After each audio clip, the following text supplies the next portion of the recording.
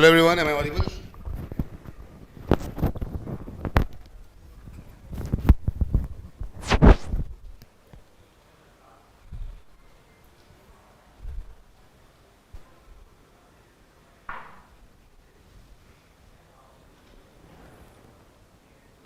Confirm the audio once. Today is the last marathon in the CAT before CAT series, and we'll be starting the crash course from next week, that is from Monday.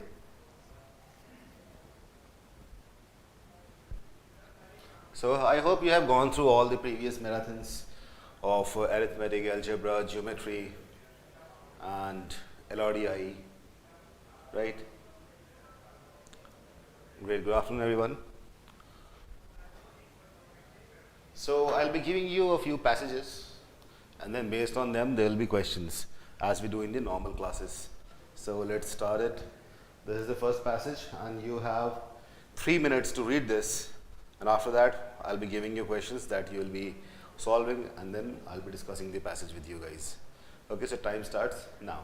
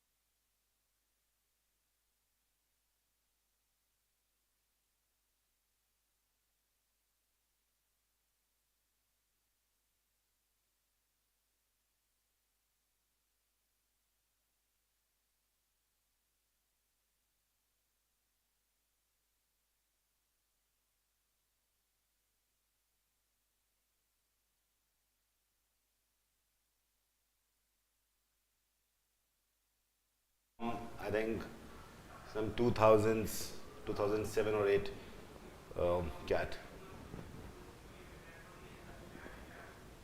Similar RC actually, yeah.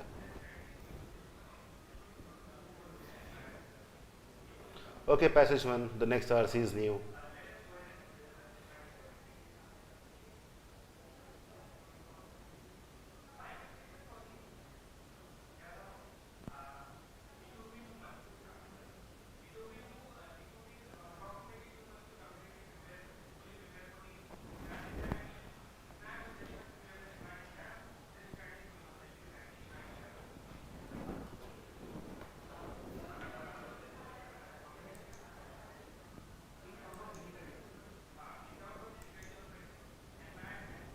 All right, should I start with the questions now?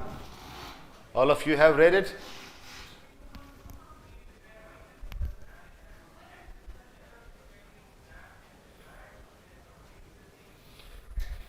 The first question is, according to the passage, which of the following does not stem from popular wisdom on language?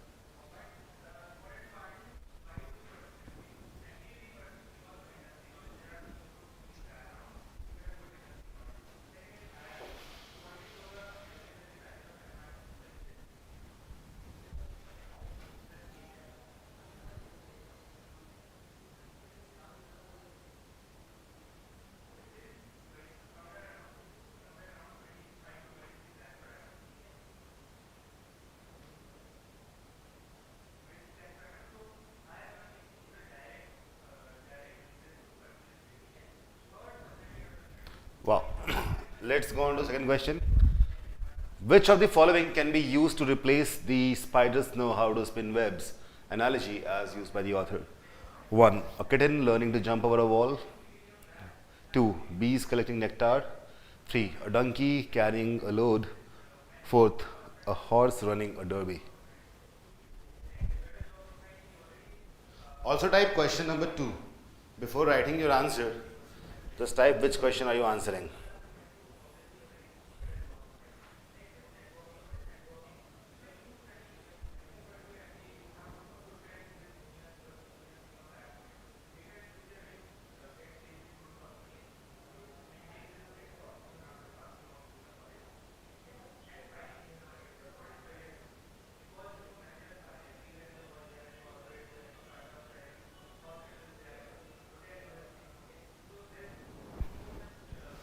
All right, the next one.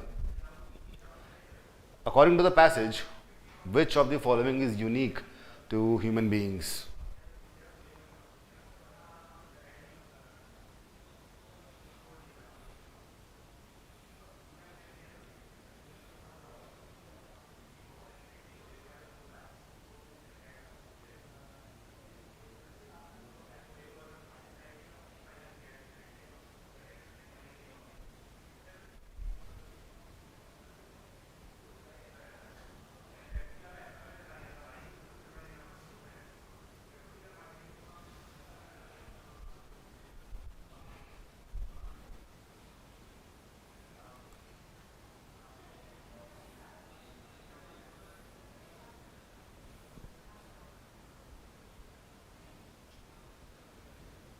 Great. The next question. According to the passage, complexity of language cannot be taught by parents or at school to children because there are 4 options. And write question 4 and then the answer.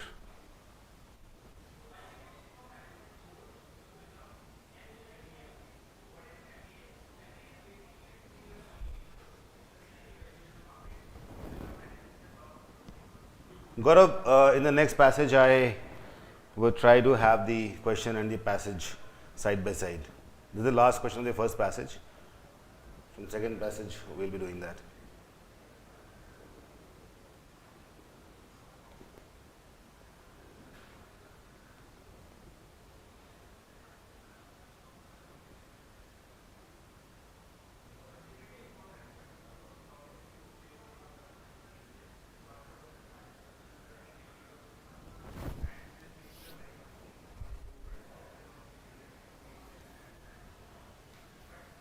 So I think this was an easy passage, isn't it? Again, I'm seeing that almost all of you are answering the same thing, so I think it's an easy one, right? Let's discuss the passage once and then go on to the questions. It goes like this. Language is not a cultural artifact. What is an artifact? What is an artifact? It's a piece of art which gives you idea about any historical, which has any historical significance, that is artifact. That we learn the way we learn to tell time or how the federal government works. Instead, it is a distinct piece of the biological makeup of our brains. Language is a complex, specialized skill which develops in the child spontaneously without conscious effort or formal instruction, is deployed without awareness of its underlying logic. So, from the second line, we can understand that basically language is nothing but it shows how your brain works. All things are there in your brain, right? And moreover, you must have seen that even if all of us study from the same school, same kind of boards or colleges or universities, same kinds of teachers, still we are very different in our understanding of language. Yes or no? And even if some people are illiterate, they don't know how to write language, still they know how to speak it. Is that right? Why does it happen?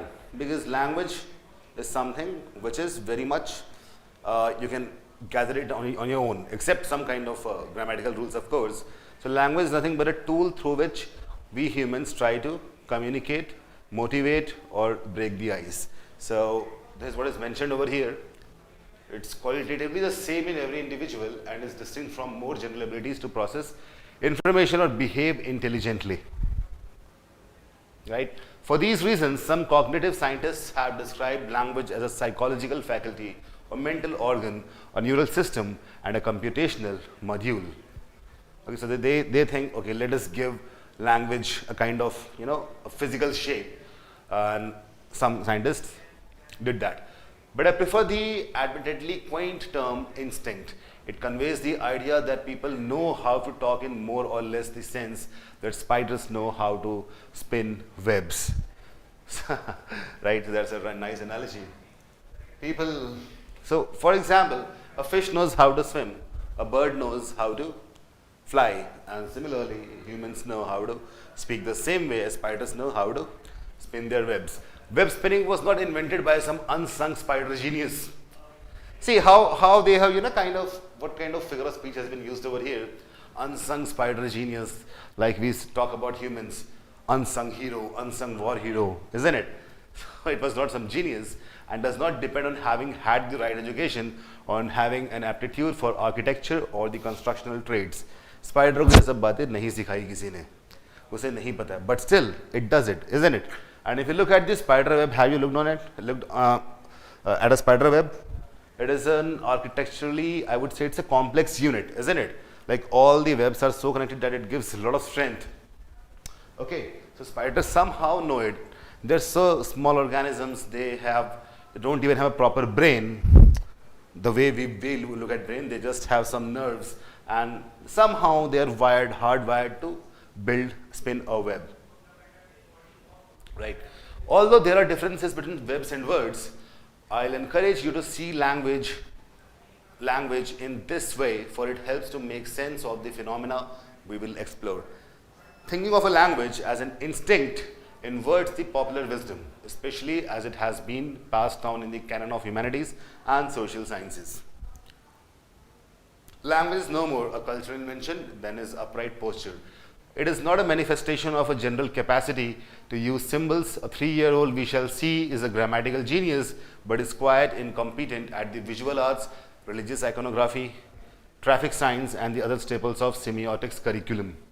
So, exactly. So basically things that we have to, kind of get educated. For example, how to write apple, for that we need training, isn't it?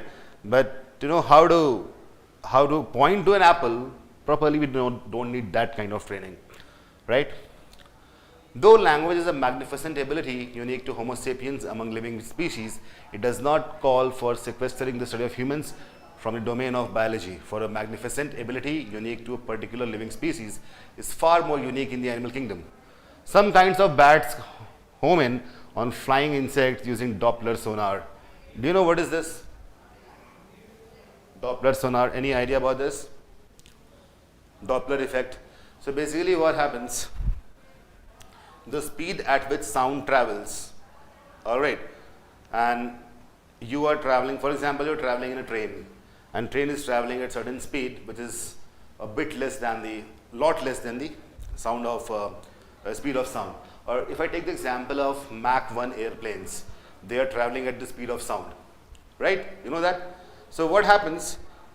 For example, this remote control in my hand, let's say this is an aeroplane, and this is a person looking at the aeroplane. So now understand, the sound that aeroplane will produce at this point is, let's say, 330 meters away from this person, and the sound and the speed of plane is equal. That means the sound that has been produced over here, this sound will come to the man at the same time when this airplane will come to him. So it will be a kind of a blast of sound, right? So this is how bats, they kind of understand that how far is some insect, just by this Doppler sonar technology. Okay, now this is something which is hardwired inside them. They are not learning it, they don't have that kind of technology, but they somehow use it. Some kinds of migratory birds navigate thousands of miles by calibrating the positions of the constellations against the time of day and year. That's really strange, isn't it? And that is what ancient sailors also did.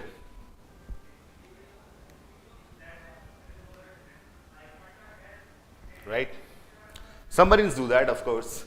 In nature's talent show, we are simply a species of primate with our own act, a knack for communicating information about who did what to whom by modulating the sounds we make when we exhale. Of course, sound is basically exhale. So when we breathe out, we make some kind of sound. Once you begin to look at language not as the ineffable essence of human uniqueness, but as a biological adaptation to communicate information, it is no longer as tempting to see the language as an insidious shaper of thought, and we shall see it is not. Moreover, seeing language is one of nature's engineering marvels, an organ with that perfection of structure and co-adaptation which justly excites our admiration, in Darwin's words, gives us a new respect for your ordinary Joe and the much maligned English language or any language. The complexity of language from the scientist's point of view is part of our biological birthright. It is not something that parents teach their children or something that must be elaborated in school. As Oscar Wilde said, education is an admirable thing, but it is well to remember from time to time that nothing that is worth knowing can be taught. See, nothing that is worth knowing can be taught. A preschooler's tacit knowledge of grammar is more sophisticated than the thickest style manual or the most state-of-the-art computer language system. And the same applies to all healthy human beings, even the notorious syntax fracturing professional athlete and the like inarticulate teenage skateboarder. Finally, since language is the product of a well-engineered biological instinct, we shall see that it is not the nutty barrel of monkeys that entertainer columnists make it out to be. Basically, all this passage, the entire passage is rhetoric. There are a lot of things which are mentioned over there, but the idea is just one simple thing, that they are discussing language as something which is inherent to human beings, right? That is the main idea of the entire passage. Clear? Understood? The main idea, central idea of the passage is to present language as something which cannot be or should not be trained, taught. All right, so humans have it inherently. Cool. Now, the first question is, according to the passage, which of the following does not stem from a popular wisdom on language? All right. So what's your answer there?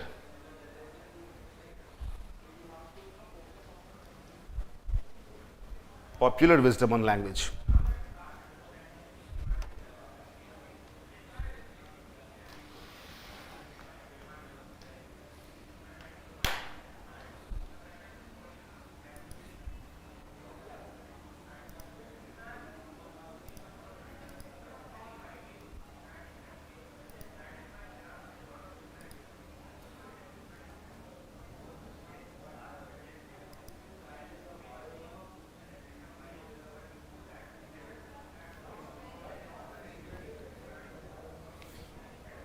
Popular wisdom, they are talking about the popular wisdom.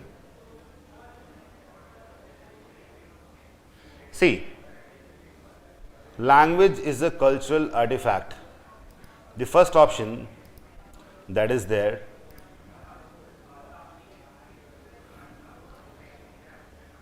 this is basically, in the first line, it's mentioned that language is not a cultural artifact that we learn the way we learn, and then after that it has been mentioned that how it has some kind of cultural influence it can have, and this thought is true or not, that is not the case, but it is coming from what is popular wisdom.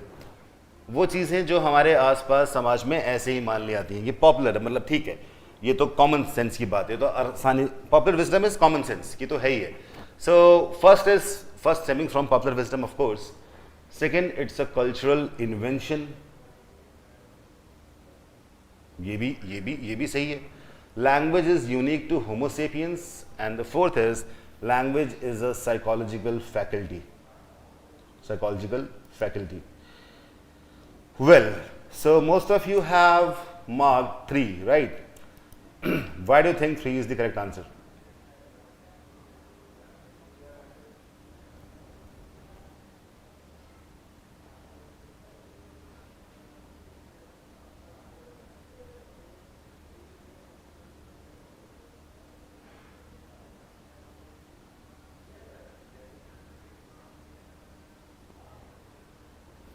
देखो, जो पहली 3 बातें हैं, in the passage it has been discussed a lot of times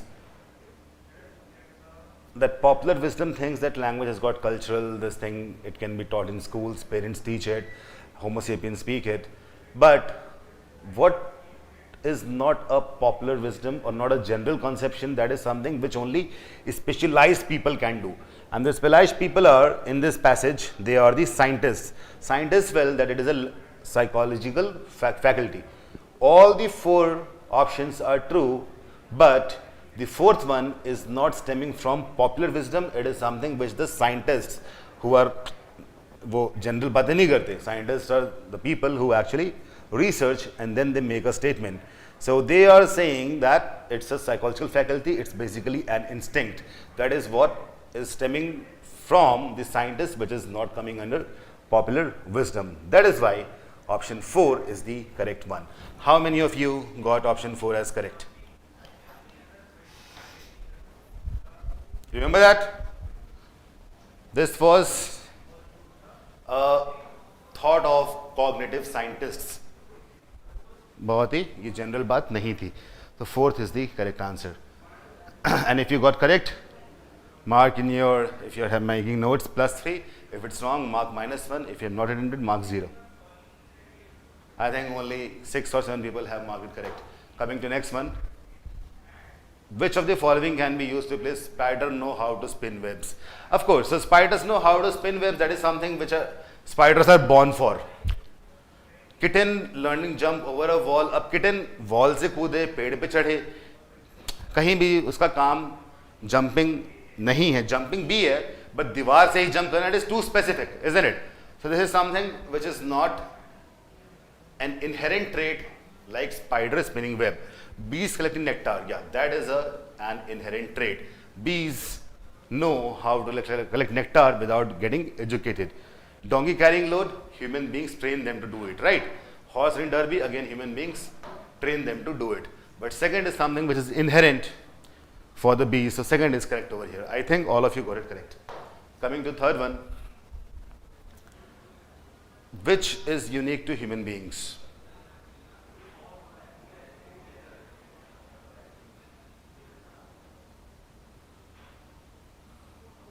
Which is unique to human beings?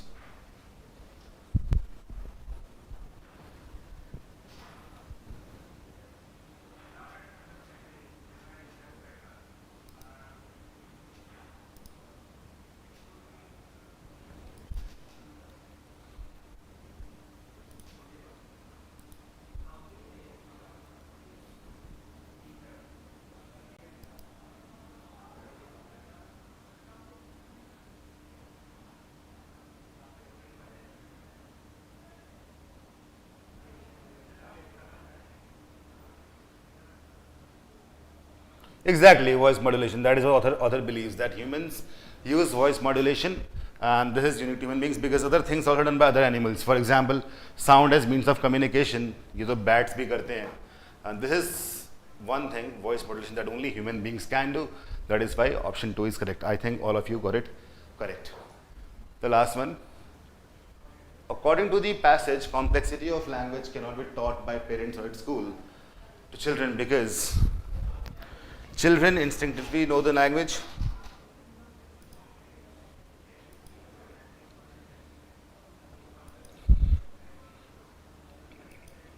Children learn the language on their own. Language is not amenable to teaching. Children know language better than their teachers or parents. Fourth one is, of course, looks ridiculous, isn't it? Basically, people are saying 3. Okay, what is amenable?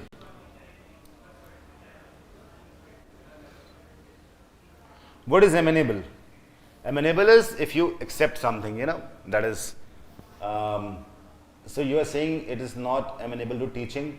Third one is correct according to you. All right.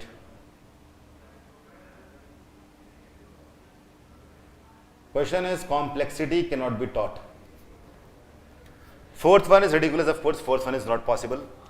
Language is not amenable to teaching. By the way, we need to teach certain things. For example, the letters in the alphabet, right? Children learn the language on their own. This is a very general statement. The first statement talks about instinct, right? And the passage has talked highly about the instinct of humans. So here, it's an instinct of the humans that they know the language. That is why complexity cannot be taught by parents. All right. So first option, which talks about the instinct of children, that is the best suited. All right. A lot of you got this wrong, but some of you got it right. Tell me how many of you got all 4 right.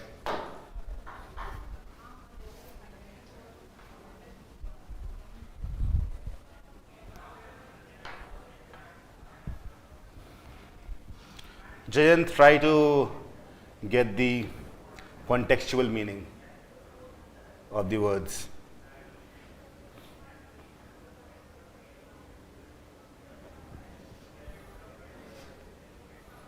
Yeah, extraterrestrial.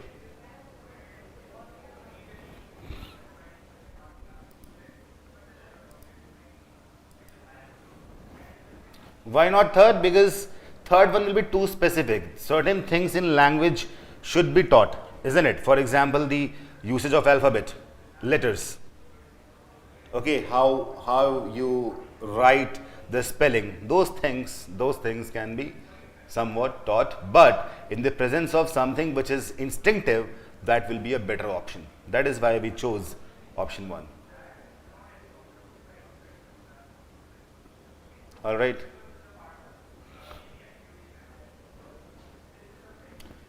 First option is exactly, it's too specific and it is pinpointing to the exact reason. All right.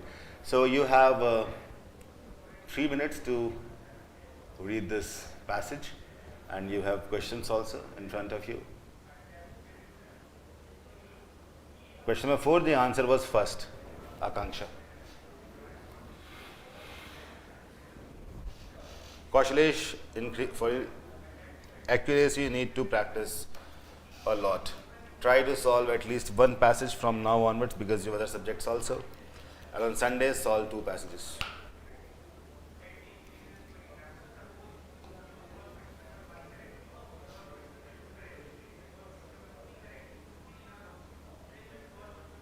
Yes, extraterrestrial, what's your name? Extraterrestrial, this such a long name. See, complexity is basically the grammar, the grammatical rules, all that stuff, So, and how certain people use language. Different people use different words in different meanings. They have their own imagination attached to certain words or certain codes of language. That is the complexity, and that comes through the instinct, not through the education. That is the reason.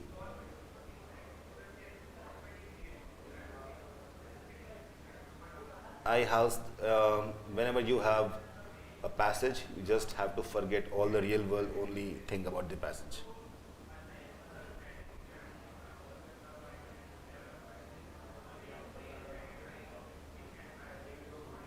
Kaushlesh will talk about that. Read this passage first.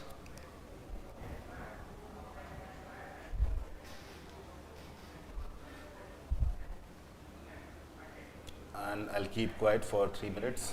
Read it first.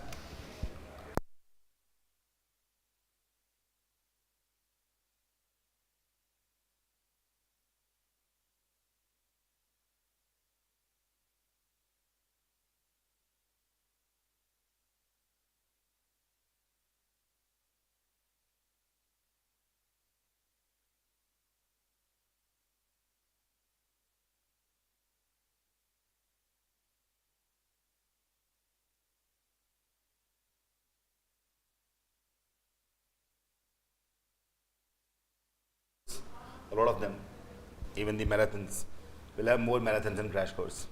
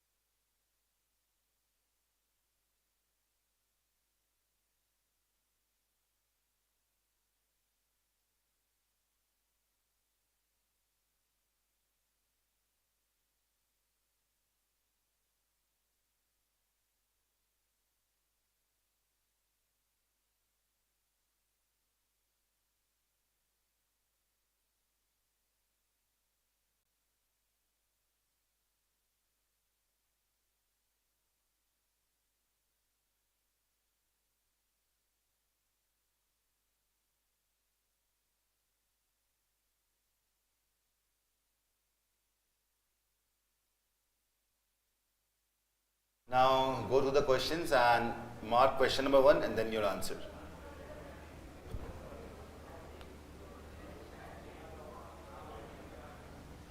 Put your answers in comment.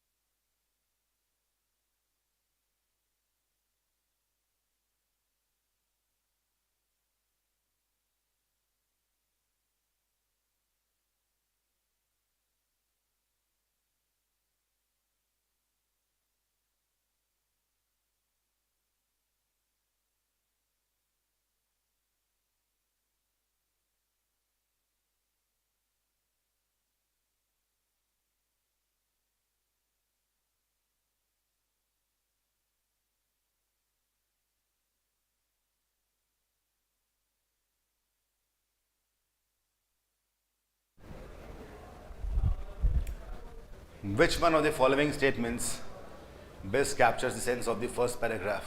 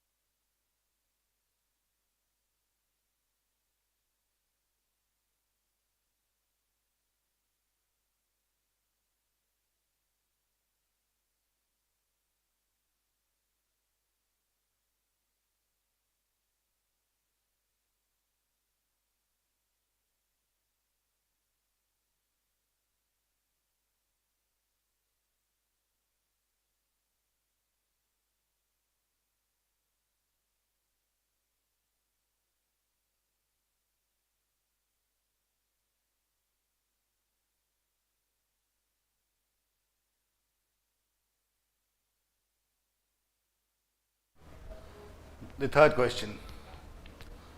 Although widely held, that's third paragraph basically. They've taken line from there. Although widely held, the belief that merit rather than luck determines success or failure in the world is demonstrably false. Which option justifies the said claim by the author?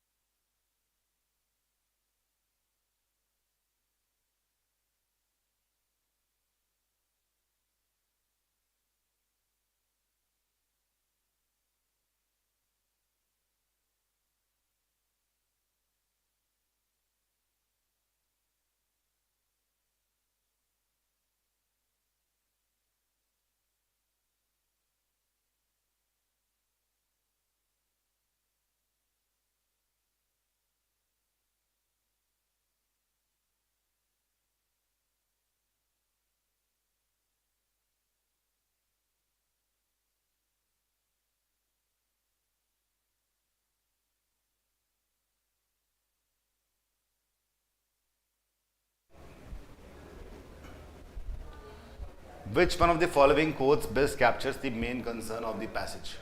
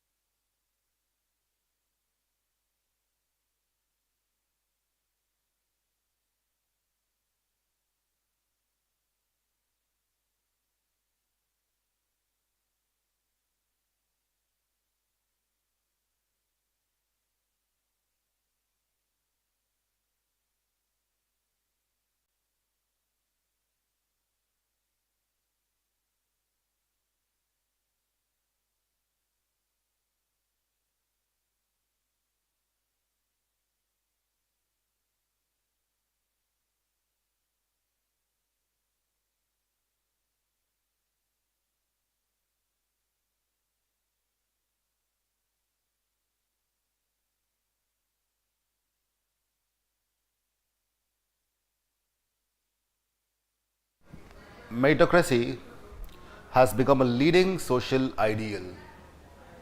ठीक है, आजकल हम बात करते हैं जिसके पास merit हो वही आगे जाना चाहिए. Lot of people talk these days about nepotism, isn't it? Ananya Pandey should not be an actor, or maybe Arjun Kapoor is not even an actor. So we are talking about these things quite frequently these days, isn't it? We are doing that. That is right.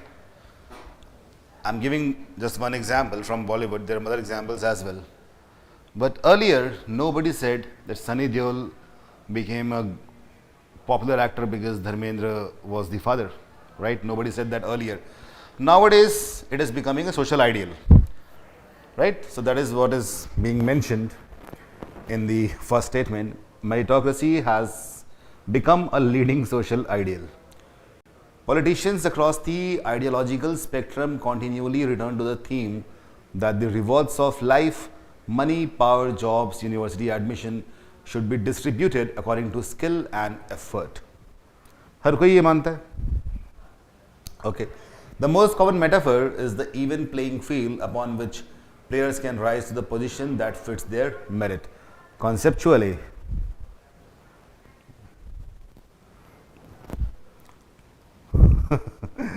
real world logic नहीं लगाना यहाँ पे. Okay, I have I'll just give you an example that what is the meaning of the first statement. Well, conceptually and morally, meritocracy is presented as the opposite of systems such as hereditary aristocracy, in which one's social position is determined by the lottery of birth. Under meritocracy, wealth and advantage or merit's rightful compensation, not the fortuitous windfall of external events. By the way, there's one question on the first paragraph itself, so we'll solve that. Okay, the first paragraph. The first paragraph talks about there should be an even playing field. सबके लिए बराबर की opportunity होनी चाहिए. जो अच्छा होगा आगे बढ़ जाएगा. That is the main, that is the main sense, the main idea of the first paragraph, isn't it? Which is getting covered in the first statement itself. It creates a level playing field for everyone. Results one gets to the same depend on the merit and not external factors. यही बात first paragraph में बोली गई है. So those who have marked for second question, first option is totally correct.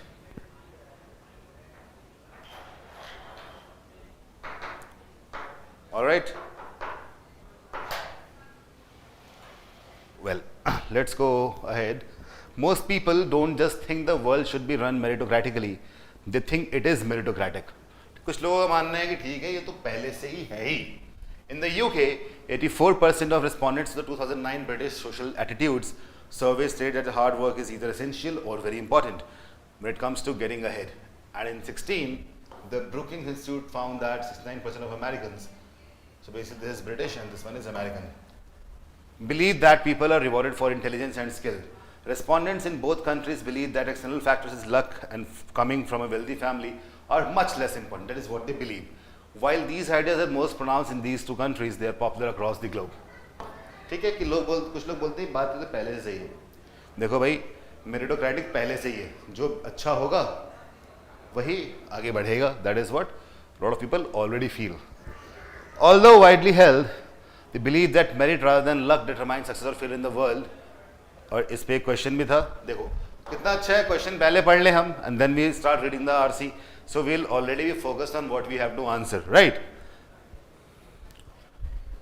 Although widely held, the belief that merit rather than luck determines success or failure in the world is demonstrably false. ठीक है, यहाँ वाला बहुत लोग मानते तो हैं, लेकिन ये बात गलत है. कौन सी बात? कि मेरिट ज़्यादा ज़रूरी है लक से. That is something which is false. This is not least because merit in itself is in large part the result of luck. कि merit जो है, देखो हुआ क्या? Here they had talked about common. See, now let us map the entire passage. The first one talks about what is meritocracy, that is level playing field. This talks about that a lot of people feel that it is already meritocratic. This talks about that thinking it is meritocratic is wrong because merit जो है वो खुद luck के कारण होती है. Okay?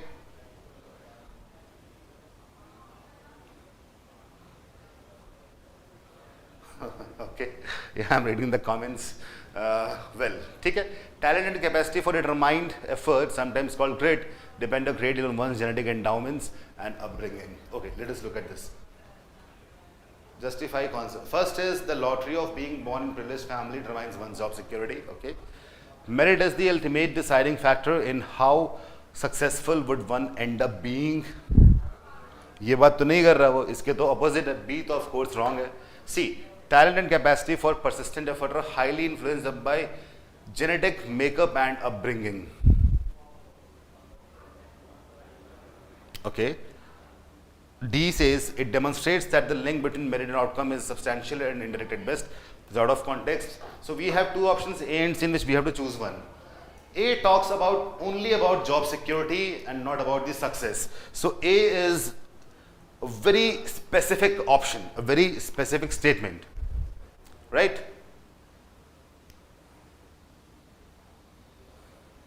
Okay, so this is too specific, but this one is more general and it talks about कि देखो भाई merit जो है वो भी luck का ही factor है. आप कहाँ पैदा हुए, किस देश में हुए, किस घर में हुए, ये भी depend करता है. That is why you're meritorious. So C will be a better choice than A. Those who marked A, unfortunately, they are wrong. C is correct. How many of you marked C? Exactly Jayant, क्योंकि वहाँ पे job security है, but बहुत लोगों ने ए मार्क किया था, that is why I discuss that A how it is wrong. You mark C, Jayant? Great, well done. Okay, now coming to the fourth paragraph. This is to say nothing of fortuitous circumstances that figure into every success story. In his book Success and Luck, the US economist Robert Frank recounts the long shots and coincidences that led to Bill Gates' stellar rise as Microsoft's founder, as well as to Frank's own success as an academic. Luck intervenes by granting people merit, and again by furnishing circumstances in which merit can translate into success. तो luck क्या करता है? Luck पहले लोगों को merit देता है, उसके बाद ऐसी कंडीशंस बनाता है कि वो मेरिट सक्सेस में ट्रांसलेट हो जाए. That is how luck is important. That is what luck does. This is not to deny the industry and talent of successful people. Deny नहीं कर रहे हैं हम, लेकिन बात तो यही सही है. However, it does demonstrate that link between merit and outcome is tenuous and indirect at best. That is the fourth paragraph. Fourth paragraph में बता दिया कि देखो भाई, लक जो होता है ना, वही आपको कुछ चीज़ें कराएगा, सब कुछ करेगा. यहाँ पे लक को ज़्यादा इंपॉर्टेंस दे दी गई है मेरिट से. ऑलराइट, इसे बात करेंगे हम इस पूरे पैराग्राफ पे. The last one is according to Frank is the this academic Robert Frank. This is especially true where the success in question is great and where the context in which it is achieved is comparative. There are certainly programmers nearly as skillful as Gates who nonetheless fail to become the richest person on earth. In comparative context, many have merit but few succeed. What separates the two is luck. In addition to being false, a growing body of research in psychology and neurosciences that believing in meritocracy, ये काफ़ी important बात है, believing in meritocracy makes people more selfish, less self-critical and even more prone to acting in discriminatory ways. Exactly वही जो हमने शुरुआत में किया. अनन्या पांडे एक्टर होना ही नहीं चाहिए, अर्जुन कपूर एक्टर ही नहीं है, एटसेट्रा. बट धर्मेंद्र के बेटा को एक्टर मान लिया गया था. सो हो क्या रहा है, with time we are thinking that only merit should be there, merit ही एक्ट करेगी. इस तरीके से हम क्या करते हैं, we start being discriminatory and we do not criticize ourselves. हमें लगता है कि इफ वी जज others to be good actors, good academicians और गुड साइंटिस्ट्स और गुड पॉलिटिकल लीडर्स, उस टाइम पे हम अपनी क्रिटिसिज्म करते ही नहीं हैं. Isn't it? Do you understand this? Meritocracy is not only wrong, it's bad. यहाँ पे तो ये कर दिया कि now the author has gone against meritocracy full throttle. By the way, this happens, isn't it? कभी ध्यान दिया है? आजकल का जो कल्चर है उसमें क्या है कि roasting channels are very famous. Like a person who is roasting almost everyone. I won't take the names. There are a lot of it. YouTube channels full of roasting channels, and they are someone who roast everyone, even if those people have done something good in their life. But these people who are roasting others, what have they actually done? बात यही है. तो meritocracy is actually becoming bad now. Understood? This is something which this passage is opening our eyes, isn't it? कितना आसान है ना अपने आप को इंटेलिजेंट समझ के बाकी लोगों को बेवकूफ़ बोल देना. Isn't it? But why is it happening? Because people are slowly going towards meritocracy and now they are thinking कि ज़्यादा टैलेंट उसके अंदर है, और कई बार लोग भूल जाते हैं कि जिससे टैलेंट वो बोल रहे शायद टैलेंट था भी नहीं. Okay, now coming to the first question, which of the following statements, if true, that is critical reasoning, would be the most direct extension of the arguments in the passage? 1. Meritocracy is the most considerate of distribution principles. Not really. आगे पढ़ लेते हैं. It is a well-established psychological principle that people prefer to believe the world is just. To acknowledge the influence of external factors seem to downplay the niceness of individual merit. D. Research on gratitude indicates that remembering the role of luck increases arrogance. D तो बिल्कुल उल्टी बात कह रहा है ना. C says to acknowledge the influence of external factors seems to downplay or deny the existence of individual merit. ये बात सही है क्या? External factors क्या होते हैं? जैसे कि आपका बैकग्राउंड, आपने पढ़ाई कहाँ की, किस घर में पैदा हुए, etc.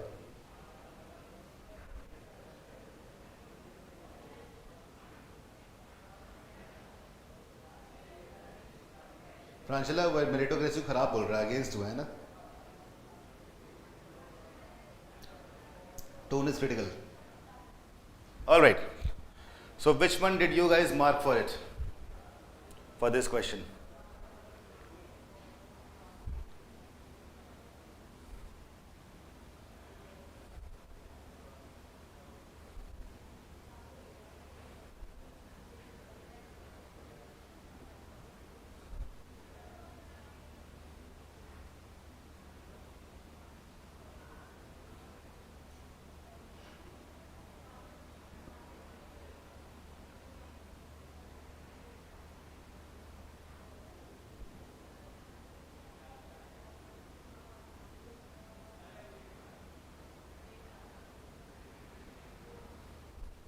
समझ नहीं आया ऑप्शन, अब समझ में आया.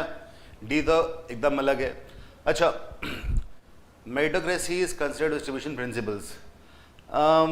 ये सिर्फ पहले वाले पैराग्राफ में हल्का सा मेंशन, ज़्यादा मेंशन किया नहीं गया, तो this can not be direct extension. ये बहुत स्पेसिफिक सी बात है. Coming to B and C, B is talking about कि people feel that it is already well established and people prefer to believe world is just. Now this B is basically talked in the second paragraph, not in the entire passage. That is why B is again very specific. So B has to be eliminated. The only one left is C. So this question can be solved through elimination, because we cannot get a direct answer. We'll get confused, but we can of course eliminate A, B and D, because A was on in the first paragraph, B was in the second paragraph, and D is basically talking the opposite of what the passage is mentioning. So C is the only one which happens to be correct. All right? Clear? How many of you marked C?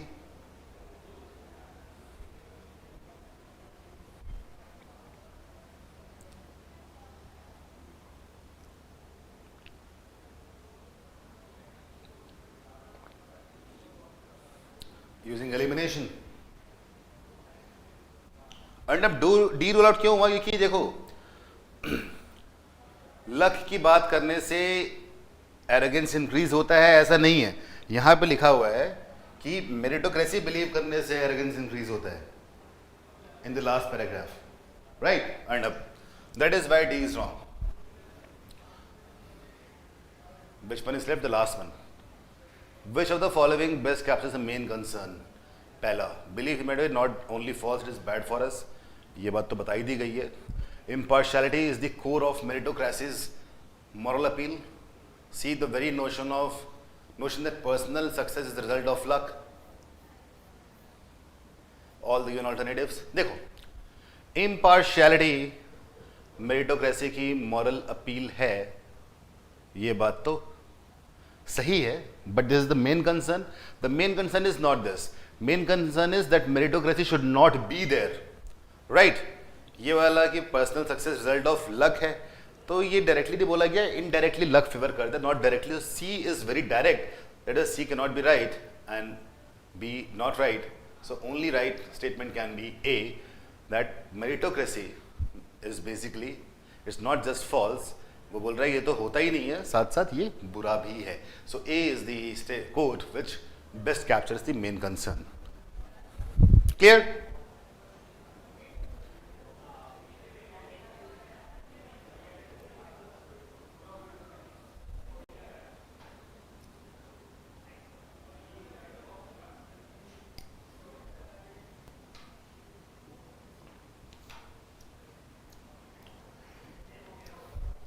Extraterrestrial, that is the problem. If the author doesn't support meritocracy, it doesn't mean he or she supports nepotism. क्योंकि nepotism meritocracy का exact opposite नहीं है. Sai Siddharth, why not C? Okay. Personal success, यहाँ पे luck को quotes में डाला गया है, तो सिर्फ luck से ही personal success होगी ऐसा नहीं है. आपको hard work करना पड़ेगा. वो अलग बात है कि हार्ड वर्क करना और बाकी चीज़ें जो भी होती हैं वो सब भी लकी होना ही है. So luck is indirectly helping, but option C is talking about that luck is, luck has a direct implication. So option C is very direct, that is why we are not choosing it. Clear? And option B, impartiality is core of meritocracy moral appeal. This thing is true, but this is not the main concern of the passage. कि भाई लोगों को impartial होना चाहिए, यही meritocracy का काम है. This is the main concern. No, the main concern is that meritocracy is bad. That's the main concern. The point is, they ask what main concern. In RC's options, it looks like all the options are correct, and they are correct, but they are not the answers to the given question, the given keywords in the question. Main concern की बात करेंगे तो B और C गलत हो जाएगा. In solitude, B and C are correct. Clear? Okay. Coming to the next passage. It's a long one. Try to solve this. Read this. You have 3 minutes, and then we'll come to the questions.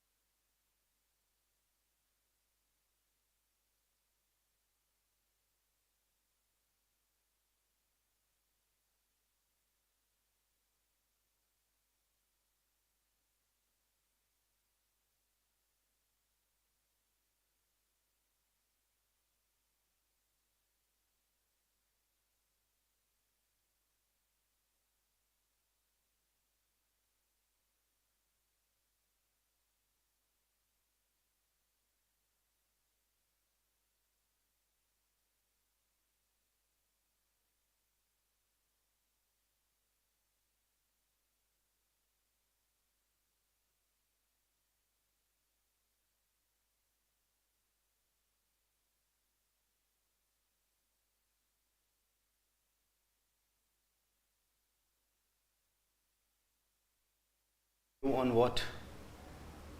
प्रखर आजकल RC पढ़ पढ़ के सोच इतनी humble हो गई है कि हर जगह में मेन एम सोचने की आदत हो गई है. डीप सोच सोच के अब कैट एंड एमबीए भी इल्यूजन लगने लगा है. ये तो कमेंट ऑफ द सेशन हो जाएगा. चलो अच्छी बात है ना, हम्बल हो गए, लेकिन इल्यूजन होना सही नहीं है. Okay, done with the passage. इस बार पैसेज में समझाता हूँ पहले, then you write type, solve the questions. In 1905, the Swedish female artist Hilma af Klint began cleansing herself in preparation for a series of artworks that would be executed at the directives of someone named MLEL. Now I'll tell you how to actually answer all the questions correctly. Let us read the questions first. Do not solve it. We'll read the question, then I'll explain the passage. First question is, which of the following is true about Vasily Kandinsky? ठीक है, तो Vasily Kandinsky कोई बीच में आने वाले हैं, उनके बारे में बात होगी. हमें याद रखना है कि वो लोग कौन थे और उन्होंने क्या-क्या किया था. All right. Second is, why didn't the world discover F. Klint during her lifetime? ठीक है, बीच में कोई बात आएगी F. Klint के बारे में. Which of the following is true about F. Klint's initial paintings? Initial paintings is the keyword here. We have to focus on that. Then we have, which of the following was the place where F. Klint's works were first displayed? Place first displayed. Keeping these things in mind, we will read the passage and try to understand it. Okay? Chalo. In 1905, the Swedish female artist Hilma af Klint began cleansing herself in preparation for a series of artworks that would be executed at the directives of someone named Amalie. More than a century later, those paintings would force a rewriting of the history of abstraction. You know what is abstraction, right? Abstract paintings देखी आप लोगों ने? Krish, हाँ इसका recording रहेगा YouTube पे. Have you guys seen abstract paintings? Anyone?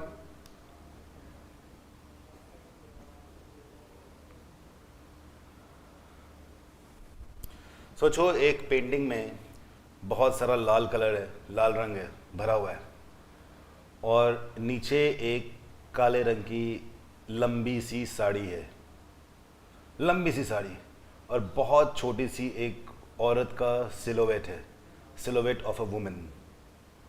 Think about this painting. Okay, there is a huge painting which is nothing but all red. सिर्फ लाल कलर है. 99% ऑफ द area is red, and there is a black sari like thing waving, और साड़ी के and में एक छोटी सी ब्लैक कलर का वुमेन का सिलोवेट है. तो क्या बोलेंगे इसको? प्रखर, राइट. तो लोग बोलेंगे ये महाभारत की पेंटिंग है, चीर हरण की बात हो रही है यहाँ पे. और पूरा लाल लाल क्यों है? कि ये लाल कलर दिखा रहा है द्रौपदी का गुस्सा, या फिर महाभारत में आगे जो मार काट होने वाली है वो खून. Right. So this is how abstractions are done. Got it?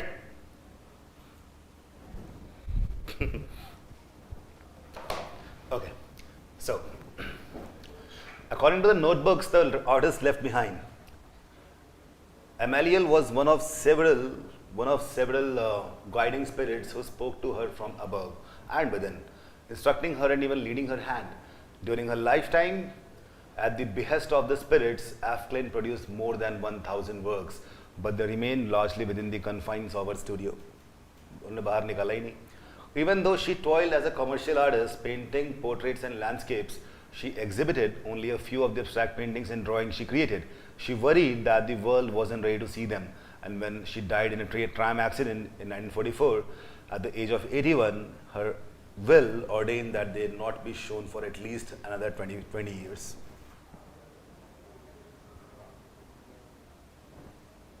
ठीक है, समझ के उनकी विल में था 20 साल तो दिखाया नहीं किसी को. F. Klint got her wish and then some. She remained unknown until 1986. when she was included in the show The Spiritual in Art, Abstract Painting 1890 to 1985 at the Los Angeles County Museum of Art. I first encountered her at the Hamburger Bahnhof. So the tone here is narrative, right? देखिए इन्होंने first person ने बोला आई encountered, आई first encounter. जब भी होता है आई लिखा हो, मतलब ऑथर ने खुद बताया है, that is narrative. It looks like it is presented like a story. Okay, that is narrative. I first encountered her at the Hamburger Bahnhof in Berlin in 2013 as a traveling retrospective. ठीक है. Where is that? Which began at the Moderna Museet in Stockholm. A number of her furtively made paintings were shown there for the first time almost 70 years after her death. Now finally, 5 years later, an American institution is holding the first major exhibition of Afklint's work in the US in Helma Afklint Paintings for the Future, opening October 12. The Guggenheim is presenting 175 of her paintings and drawings and 7 of her notebooks. Vasily Kandinsky has long been widely regarded as the forefather of abstraction, but as the shows of Afklint's work clearly established, her abstract paintings predate his by several years. As of 1906, that is nearly 6 years before what is recognized as the inaugural date of abstract painting, wrote Pascal Rochiu in the catalogue accompanying the Berlin show, Hilma af Klint, who lives away from the axis of modernity, that is Paris, Munich and Milan, was painting abstract, sometimes monumental works. Af Klint created her central body of work, the paintings for the temple, between 1906 and 1915. It was comprised of several sub-series of and totaled almost 200 works in all. In the first 111 paintings made between 1906 and 1908, Af Klint thought of herself as merely a channel. इनको लगा कि इन पे कोई spiritual force है, कोई भगवान, कोई देवी देवता हैं जो उनसे करवा रहे हैं. The similar thought was there with Srinivasa Ramanujan. You know that? Srinivasa Ramanujan, he claimed that there is a goddess called Neela Mata, and Neela Mata came in his dreams, and she was the one who told him about the theorems, and when he woke up he wrote all the theorems. Do you know about that? I ask you require 3 to 5 minutes for this kind of passage. 3 least, 5 max. Alright. Her hand moving without her will. Playful and imaginative, the early work suggests the largely yellow and blue primordial chaos group featuring snails, spirals and letters UW. She explains that U stands for spiritual and W for matter, draw heavily on the symbolism of her spiritual beliefs. The Guggenheim's Rotunda Gallery allows first for an intimate viewing of these small oil on canvas works which are displayed side by side in 2 tiers, and then as you ascend the spiral, a panorama of the entire body of work reveals itself. That is a clever painting actually. By the time Af Klint arrived to the 10 largest in October 1907 to be exact, she had shed the spiritual motifs. Her orders for this group were thus: 10 paradisically beautiful paintings were to be executed. The paintings were to be in colors that would be educational, and they would reveal my feelings to me in an economical way. What ensued were a series of large, buoyant and airy canvases, some 10 feet high, painted bright colors, featuring curlicues, spirals, flower shapes, organic elements and words written in large cursive script, arrayed along the entrance of the Guggenheim. These works feel fresh, projecting both her determined ambition and renegade. What is renegade?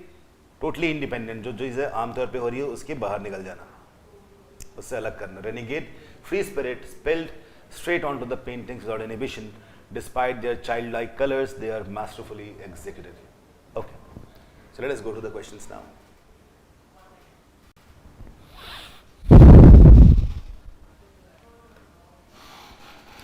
Which of the following is true about Vasily Kandinsky?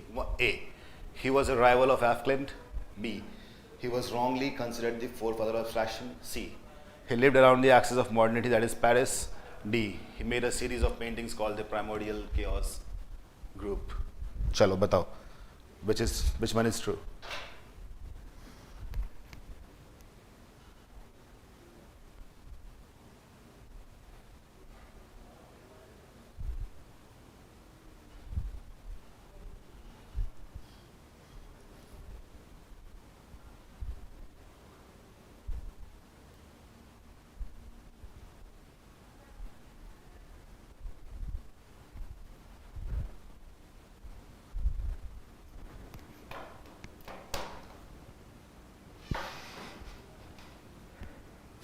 So everyone is saying B. Why? What's the reason? पहला गलत है. He was a rival of Af Klint. वो एक दूसरे जानते भी नहीं थे, तो राइवल होने के चांसेस ही नहीं है. तो ए तो पक्का गलत है. B सही क्यों है? Why do you think B is correct?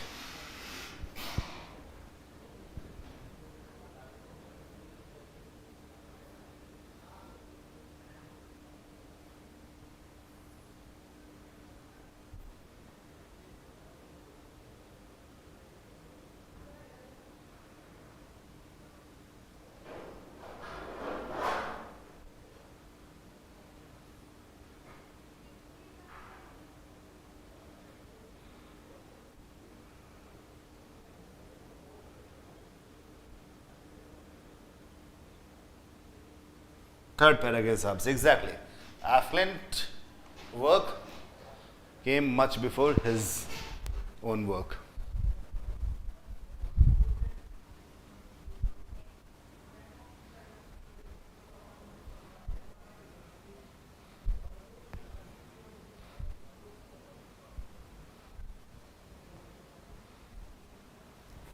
ठीक है, perfect.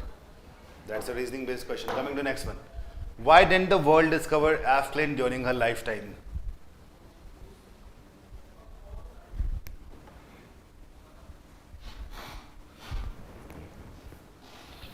She was not convinced that the world was ready to see her paintings. B. Her will stated that her works be kept under wraps for 20 years after her death. C. She was worried that her work will be ridiculed when compared to the works of people like Kandinsky. D. She never wanted to showcase her paintings. She was an artist who worked for herself.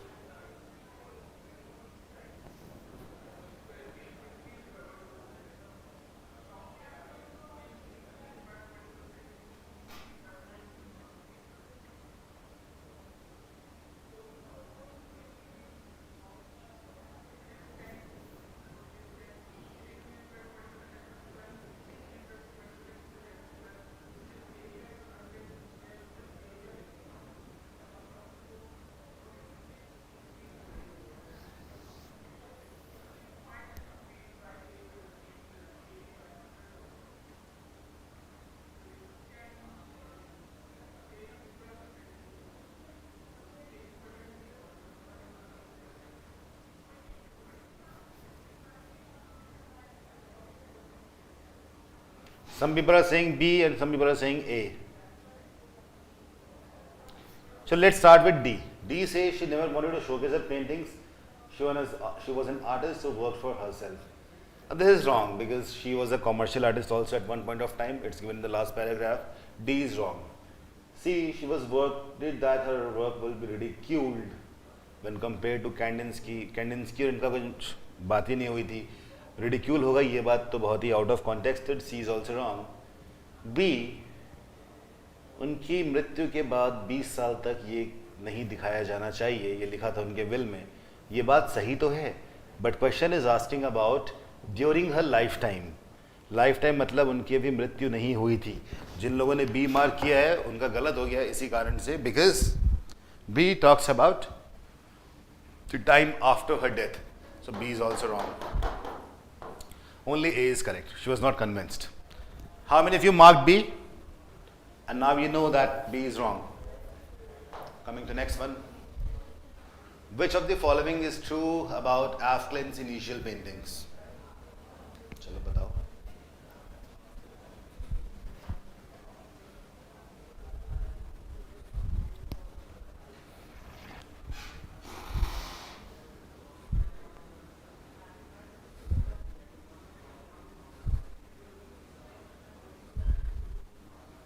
Initial paintings.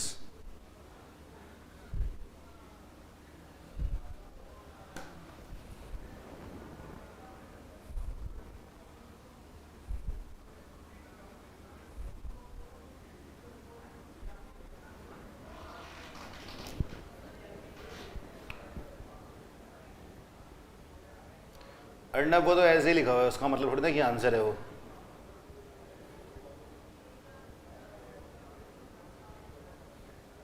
तुम लोग सी इसलिए तो बात नहीं कर रहे कि वहां आंसर लिखा हुआ है.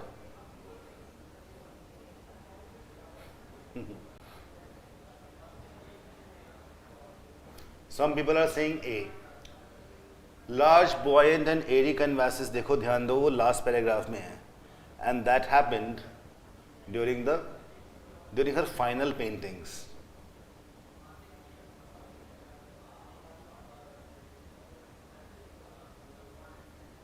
So A is wrong. B, they're painted in bright colors, contain words. ये भी final paintings की बात है. Initial जो painting थी वो उनकी spiritual belief के ऊपर थी, है ना? C is correct. जिसने इसको टाइप किया है उसने अपने रेफरेंस के लिए आंसर लिखा होगा और उसने मिटाया नहीं. Anyways, so yeah.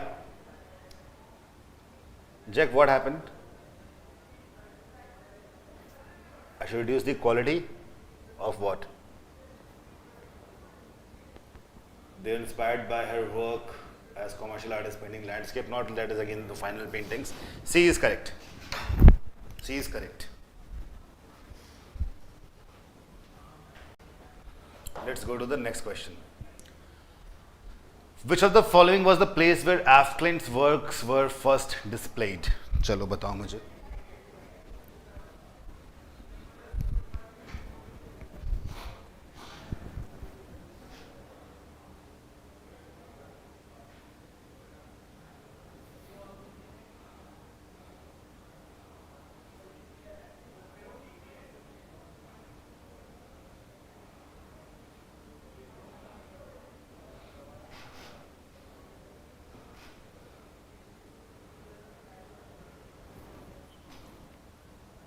Question number 4. What is the answer?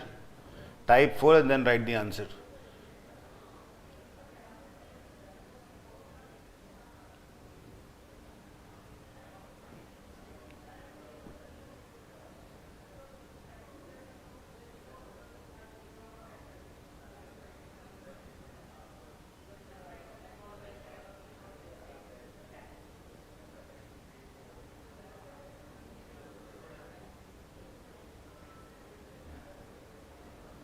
काफी इजी क्वेश्चन है ना ये.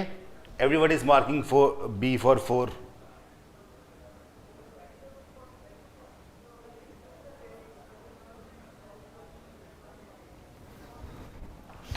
Looks like an easy question, isn't it? But you know what? A, B, C all are wrong. D is correct over here. I'll tell you why. Los Angeles में इनकी painting 1986 के बाद दिखाई गई है, इनकी मौत के काफ़ी दिनों बाद. जब तक वो जिंदा थी तब भी उनकी पेंटिंग्स दिखाई गई थी. She exhibited only a few of abstract paintings. जिंदा थी तब भी कुछ दिखाती थी, कुछ पेंटिंग्स, सारी नहीं. इसका मतलब ये हुआ कि सबसे पहले उनकी पेंटिंग्स कहीं और दिखाई गई जो हमें पता ही नहीं है. That is why the answer is none of these. It was a trick question and all of you got tricked. The answer is D.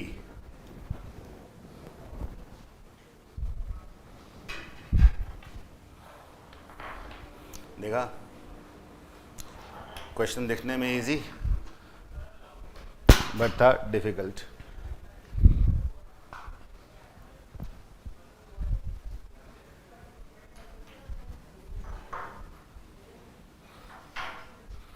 सबने सोचा ना कि अरे इतना आसान सवाल है, ये रहा लॉस एंजल्स, तुरंत मार्क कर देते हैं. Coming to next one. Okay, now this is the next passage. You have 3 minutes to read this.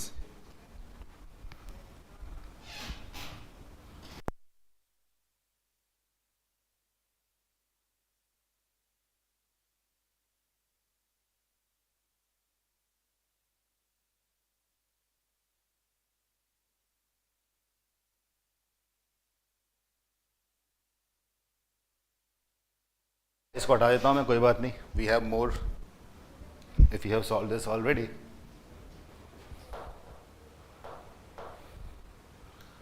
Let's take this one.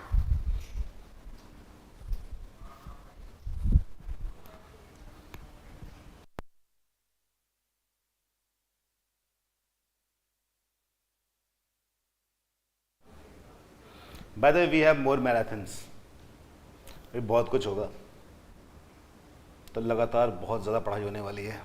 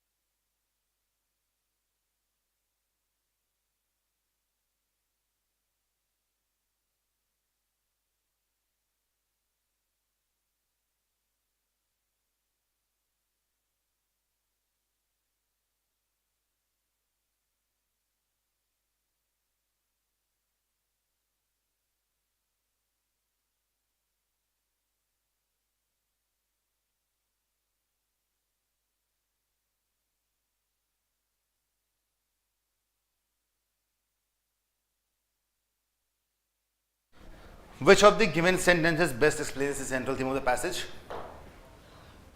Which of the given lines would be the possible extension of the last line of the second paragraph? Okay, we should focus on this. None of the given statements can be inferred from the last paragraph except, okay, last paragraph पे ध्यान देना है. Which of the given options describe correct tone of the passage? All right. So let us read the passage once. Consider, for example, this troublesome fact reported in 2010 by the biostatistician David B. Allison and his co-authors at the University of Alabama in Birmingham. For the past 20 years or more, as the American people were getting fatter, so were America's marmosets, as were laboratory macaques, chimpanzees, vervet monkeys, and mice, as well as domestic dogs, domestic cats, and domestic and feral rats from both rural and urban areas. In fact, the researchers examined records on those 8 species and found that average weight for everyone had increased. The marmosets gained an average of 9% per decade. 9% per decade. Okay. Lab mice gained about 11% per decade. By the way, when we have read all the questions, we are sure that we don't need to memorize or focus on the name of the animals or the numbers, right? This is why we need to read the questions first. हमें यहाँ पे numbers और नाम से कोई मतलब है ही नहीं. Is that clear? Understood? This is how RCs are solved. The marmosets gain, okay. Chimps for some reason are doing especially bad. Their average body weight has risen 35% per decade. Allison, who had been hearing about an unexplained rise in the average weight of lab animals, was nonetheless surprised by the consistency across so many species. Virtually in every population of animals we looked at that meta criteria, the same upward trend, he told me. It isn't hard to imagine the people who are eating more themselves are giving more to their spoiled pets or leaving sweeter, fattier garbage for street rats and rodents. ठीक है, हम ज़्यादा अच्छा खाएंगे, ज़्यादा अच्छा कूड़ा भी फेंकेंगे. But such results don't explain why the weight gain is also occurring in species that human beings don't pamper, such as animals in labs. ये problem है, whose diets are strictly controlled. In fact, lab animals' lives are so precisely watched and measured that the researchers can rule out accidental human influence. Records show those creatures gained weight over decades without any significant change in their diet or activities. Obviously, if animals are getting heavier along with us, it just can't be. It can't just be that they are eating more Snickers bars and driving to work most days. So, as you remember, second paragraph में के लिए question था, this one. Let's try to solve this question first. Which of the given lines would be the possible extension to the last line of second paragraph? चलो try to answer.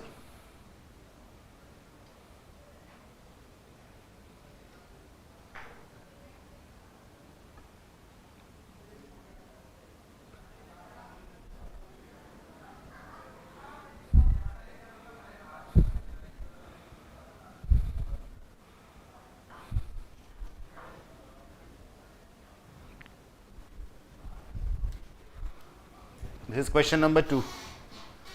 Try and answer.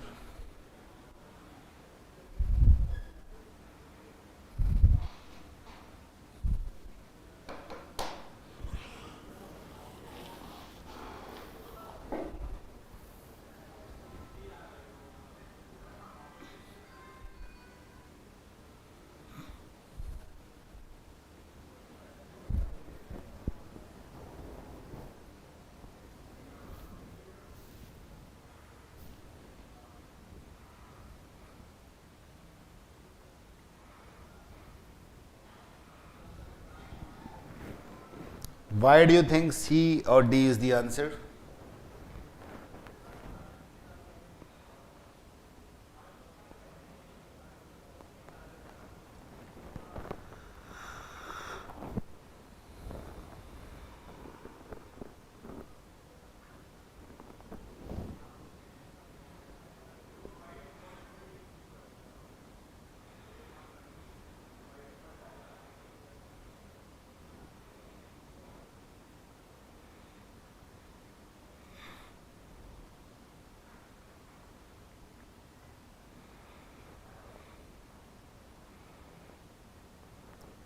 देखो जिन लोगों ने D लिखा है वो तो गलत है कि डी में लिखा हुआ है a rare hidden component could contribute to the explanation of why most people acquire weight even when they eat less.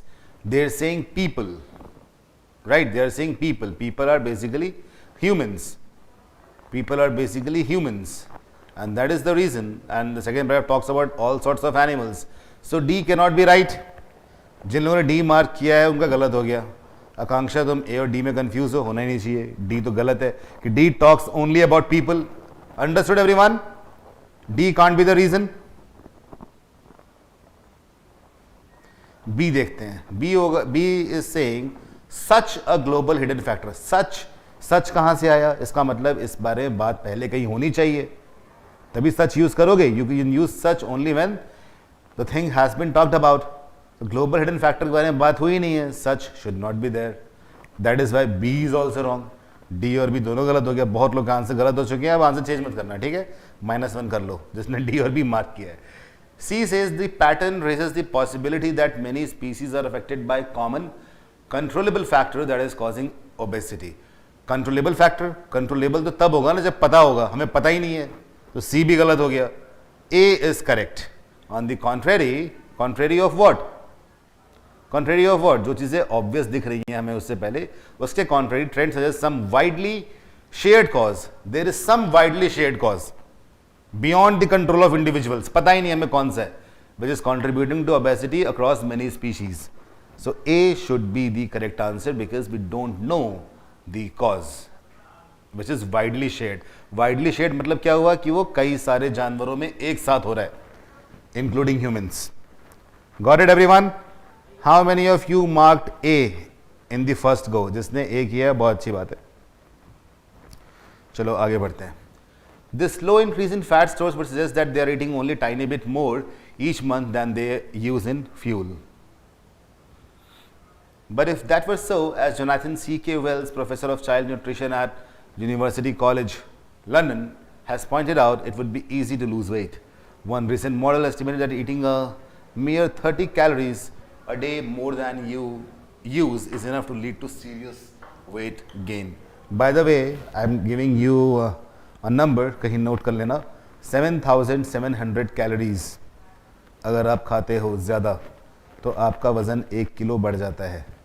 Which means if you are eating 1100 calories extra every day, your weight will increase by 1 kilogram every week. समझे? That is what I did to grow fat last year, because I had to act in one of the advertisements by iQuanta where I had to play antivirus. You remember that? But now I am eating the same amount of calories less from last 2 months.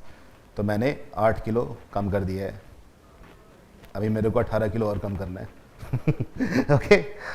Yeah, we'll do some VA. There is something which you guys should know. 7,700 calories translate into 1 kilogram.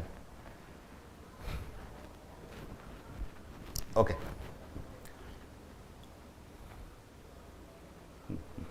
Given what each person consumes in a day, 1,500 to 2,000 calories in poorer nations, 2,500 to 4,000 wealthy ones, 30 calories is a trivial amount by my calculations. That just 2 or 3 peanut M&Ms, if eliminating that little from the daily diet were enough to prevent weight gain, then people should have no trouble losing a few pounds. Instead, as we know, they find it extremely hard.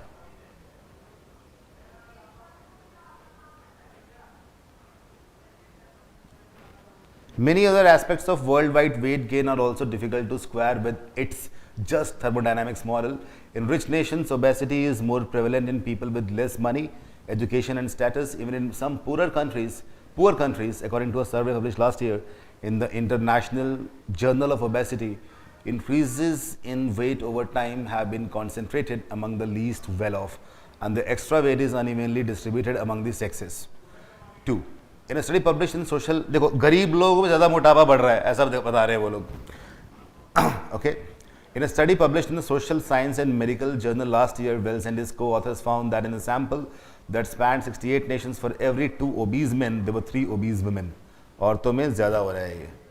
Moreover, the researchers found that higher levels of female obesity correlated with higher level of gender inequality in each nation. Why, if body weight is a matter of individual decisions about what to eat, should it be affected by difference in wealth or by relations between the sexes. Okay. So let's try to solve the remaining questions. First, which of the following given sentences best explains the central theme of the passage? Try to solve this.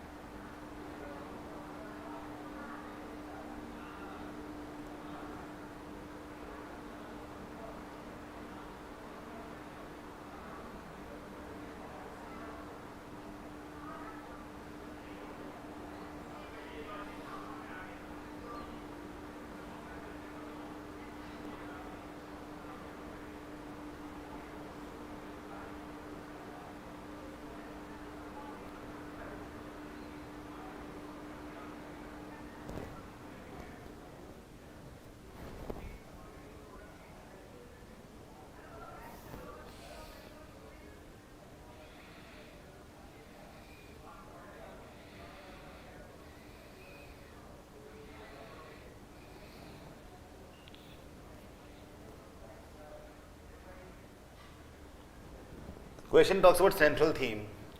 First one talks about long twilight years of sickness. That is something which is out of context. A is of course wrong. Nobody is even marking that. Coming to B, it is little difference in the extra calories that one consumes. ठीक है. B वाला सही है. But B क्या central theme है passage का? क्या B central theme है passage का? जिन लोगों ने B मार्क किया है, वही बात भूल चुके हैं कि क्वेश्चन में central theme पूछा गया है. Central theme ये है क्या? कि ये पूरा जो पैराग्राफ था, पूरा पैसेज था, was it about diet chart or diet plan? Not really. So of course B cannot be central theme.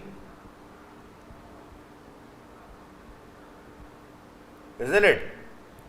B cannot be correct. B is not a central theme. B is just a statement in the third paragraph. इसलिए B भी गलत हो गया. C देख लेते हैं. As the American people got fatter, so did marmosets, vervet monkeys and mice. The problem may be bigger than any of us. Exactly. कि इस पूरी कहानी में, इस पूरे जो the entire paragraph, the entire passage, this is not talking about why it happened. ये obesity बढ़ी क्यों? किसी को पता चला ही नहीं. There is no reason discussed. This is a problem and it remained a problem always. So C looks correct. एक बार D भी देख लेते हैं. Many researchers focused on the studies that will lab animals, pets. ये सारी बातें लिखने के लिए रिसर्चेस की गई थी, बट रिसर्चेस करना is not the central theme. Researches, researching is not the central theme of the passage. It was just done to create this passage, isn't it? So C is the central theme, that this problem is bigger than any of us. Matlab all the animals. C is correct. How many of you got C?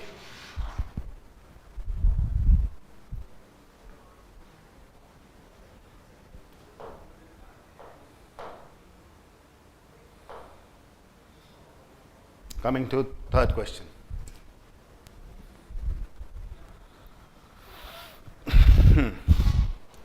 None of the given statements can be inferred from the last paragraph except.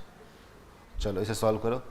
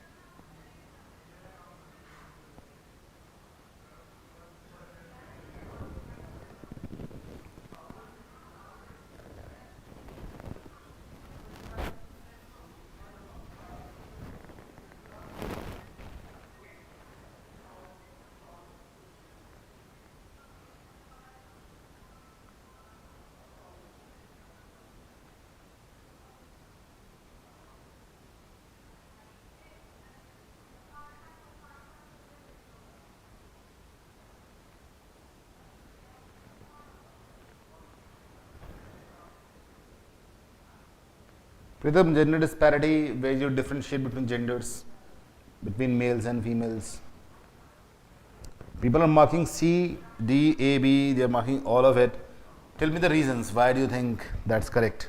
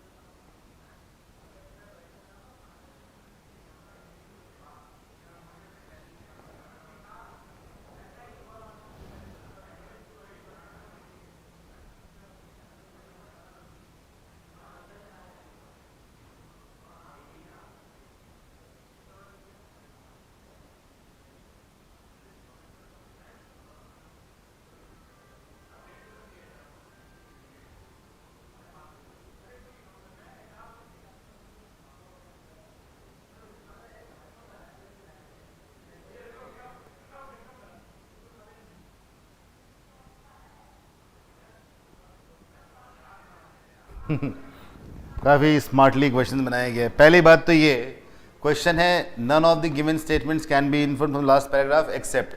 None भी है और accept भी है. Two negatives make a positive. So basically we have to tell which one can be inferred. Is that clear to all of you? Is the question clear? I have used none as well as except. Two negatives make a positive. So basically we have to answer what can actually be inferred. Clear? Well, so now let us discuss. A लोगों ने बोला है कि सही हो सकता है. देखते हैं. A talks about people with lower incomes, levels of education, social standing are more likely obese in wealthy nations. ये बात आधी सही है. This is half true. Why? Because it is happening even in poorer nations. Look at the third line of the last paragraph. It says even in some poor nations. Even in some poor nations. Okay? इसका मतलब ये है कि A तो गलत हो गया.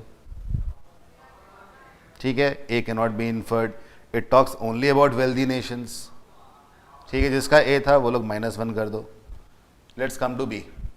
People should have little issue dropping a few pounds if removing a little from the regular diet were sufficient. Now, this statement B is basically from the second last paragraph.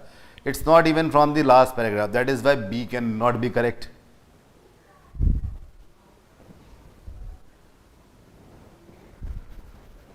ठीक है,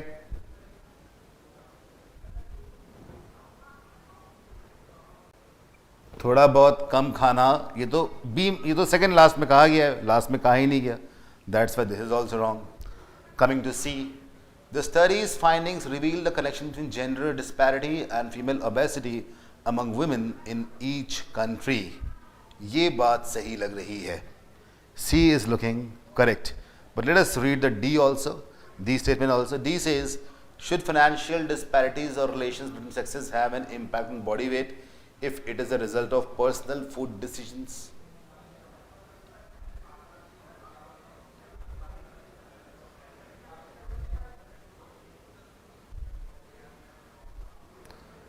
Option D is not even an inference.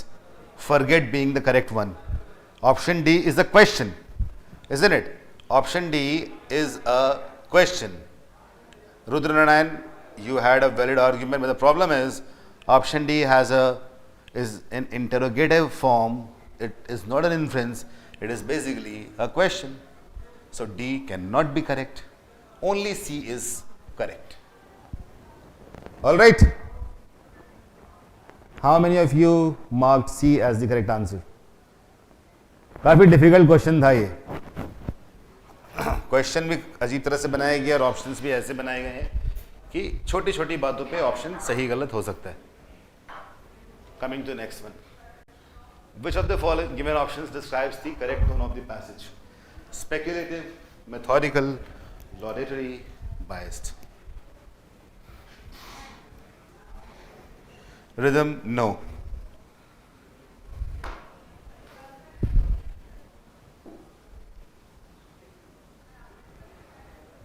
Okay Aditya, चलो ये बताओ.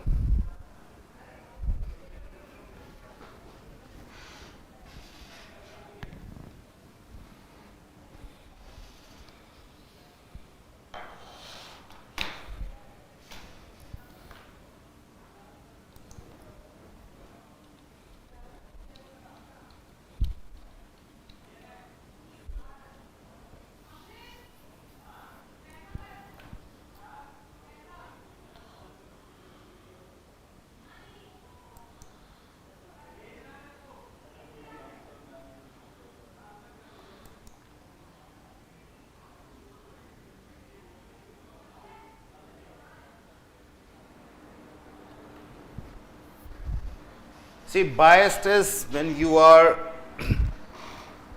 when you keep certain things in mind always and then you make arguments or decision, that is biased. यहाँ पे author biased तो किसी चीज़ से है नहीं, है ना? It's not biased at all. D is of course wrong. Coming to laudator, laudator is praising something or someone. यहाँ author is not praising anything or anyone. That's why C is also wrong. Now we have A or B. Which one can be correct? Speculative is something which is dependent on speculation but not on hard concrete facts. Understood? जो चीज़ें hard concrete factual knowledge पे based ना होके speculations, ठीक है, perceptions से based, that is speculative. But as you can see, this entire paragraph, entire passage has a lot of numbers, lot of examples, right? That means it's not speculation, it has some kind of facts also. So when there are facts, a method is being followed, mathematical, statistical methods are there, there has to be a methodical tone. So option B is correct over here. It's not speculative, it's methodical. And I can see a lot of you have marked speculative. Got wrong. Huh? Methodical is correct. Oh well, now coming to verbal ability. The first question is on para summary.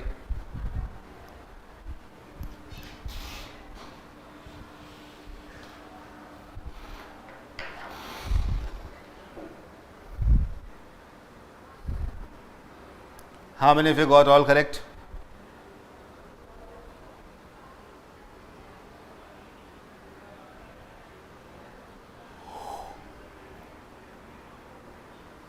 Sachin, methodical जहाँ methods follow किए हैं, statistical methods, जहाँ पे facts और figures mentioned हो, that is methodical. Okay.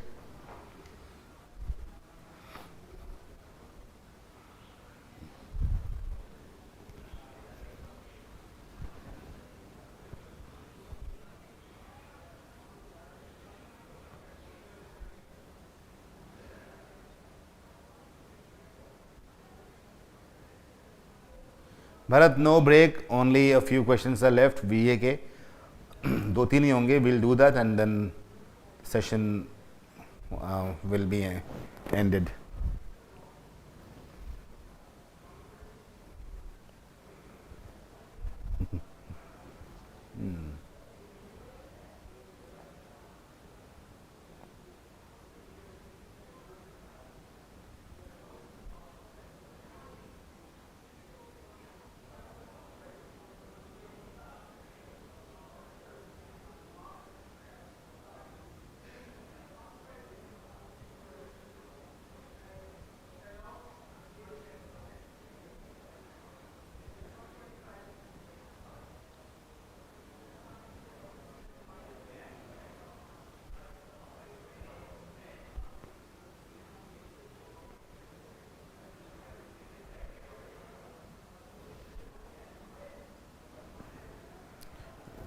Kundan, लॉडेटरी मतलब जहाँ पे आप किसी की तारीफ करो. चलो इसका आंसर बताओ जल्दी से.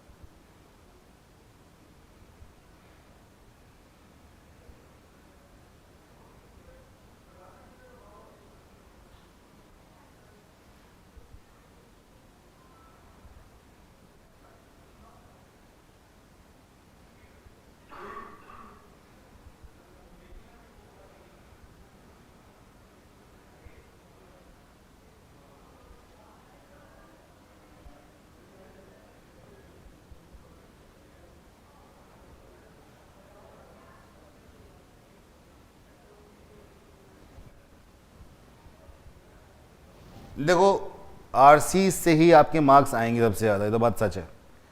क्या करना है, पहले 2 आरसी करनी है कैट के अंदर, फिर आपको वीए पे जाना है। वर्बल रीडिंग कुछ आता है करो, नहीं आता है छोड़ दो, ठीक है। पैराशंबल्स वैसे भी टीटा होते हैं तो आपके नेगेटिव मार्किंग नहीं होंगे। फिर then come to third RC, if you solve 2.5 RCs and 3 to 4 questions of VA correctly, you will get 98 percentile to 99 easily.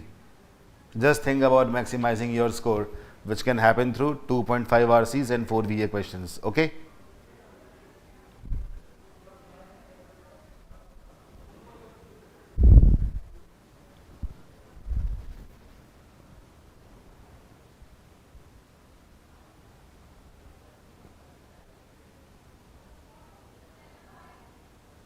Okay. So to find the appropriate summary, the entire paragraph, it talks about the importance of language and why languages should be the most important part of educational systems, because languages actually help us communicate and also to learn new things. So to have a summary, certain things should be kept in mind. One, that languages should be given the main importance, point number 1. Point number 2, that it should help you in communication and also in learning new things.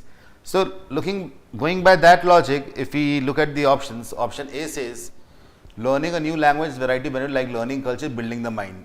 इन्होंने एक बता दिया कि चलो learning culture, building mind, but इन्होंने communicate करने की बात नहीं की है और एजुकेशन सिस्टम की बात नहीं की. That is why A is wrong. Clear? Coming to second one. Second one talks about building communication and minute differences, ठीक है, but it is not talked about the education and also not about how it makes you learn new things. That is why B is also wrong.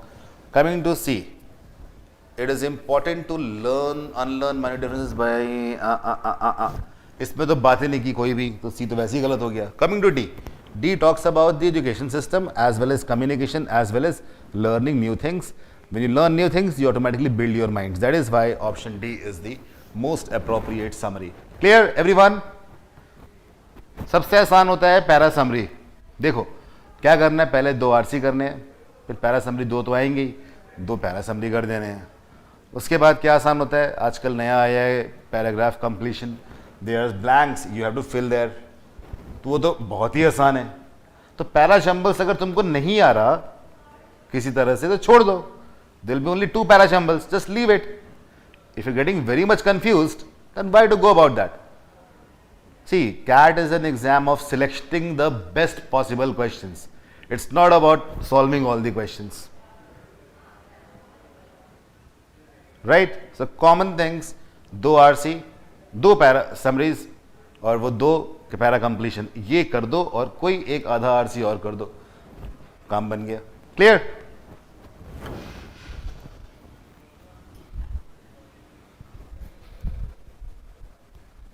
Bharat, this is para summary question. Now, so D is correct over here. Coming to next one. This is a para jumble. Try to solve it. देखो para jumble solve कर देना. Theta है, you will not get negative mark.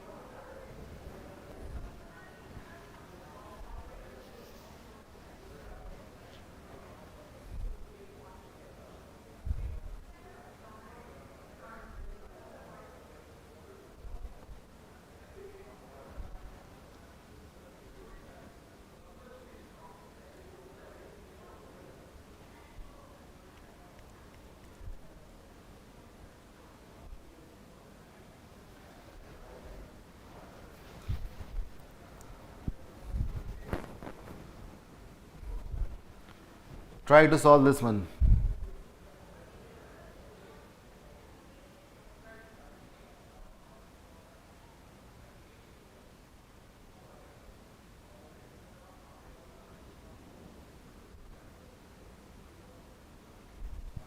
Sheetal says 3412, so does extraterrestrial.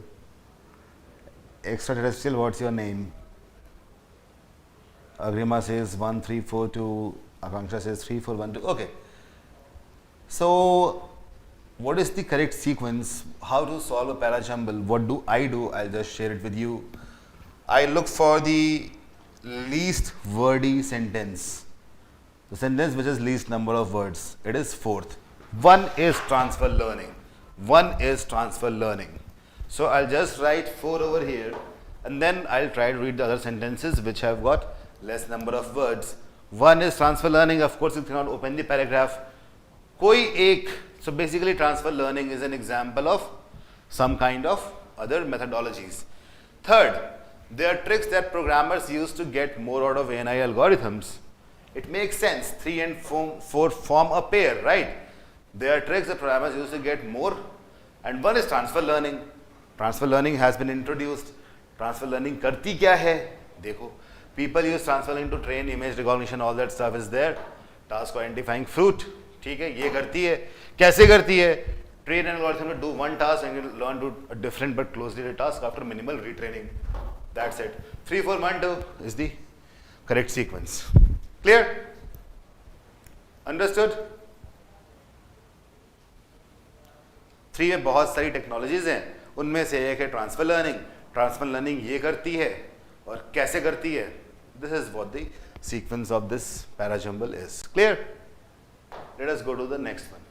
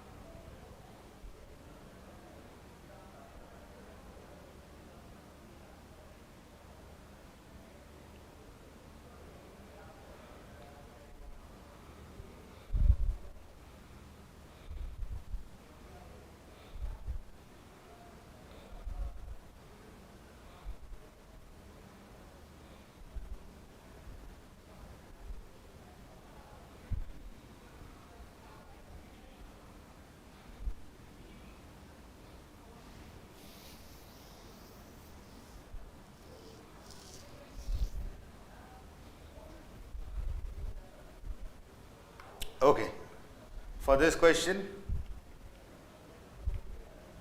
I just said the least number of words. Let us read 3 first. This discovery, they have used the pronoun this. Which discovery? Of course, he cannot open this statement. कोई discovery है जिसकी बात पहले होगी फिर ये statement आएगा. This discovery has spurred a rethinking of current theories on dinosaur evolution and migration patterns. This discovery यहाँ पे है. The discovery of a new dinosaur species in South America has called into question established hypothesis regarding the evolutionary chronology.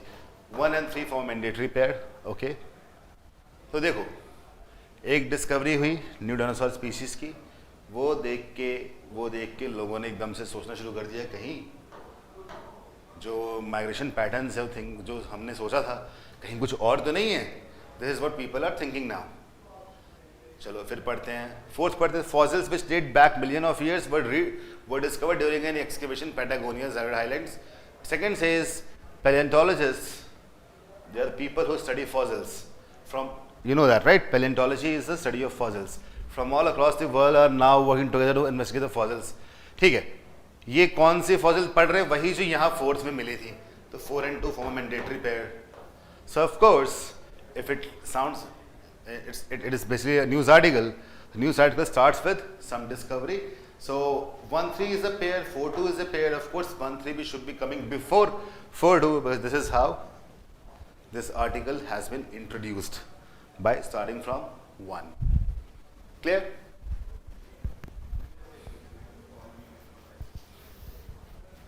All right. This actually looks like an opening statement in a news article. ठीक है, dinosaur की नई प्रजाति की खोज हुई है. Okay, so 1 3 4 2 is correct sequence. One more.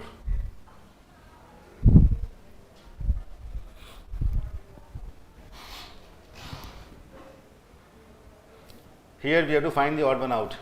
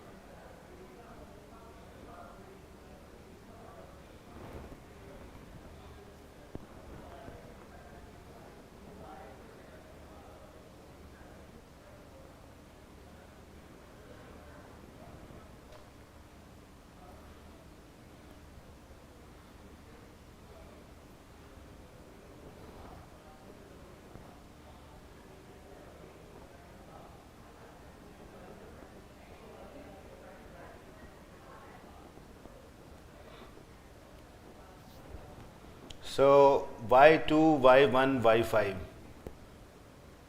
Tell me the reasons.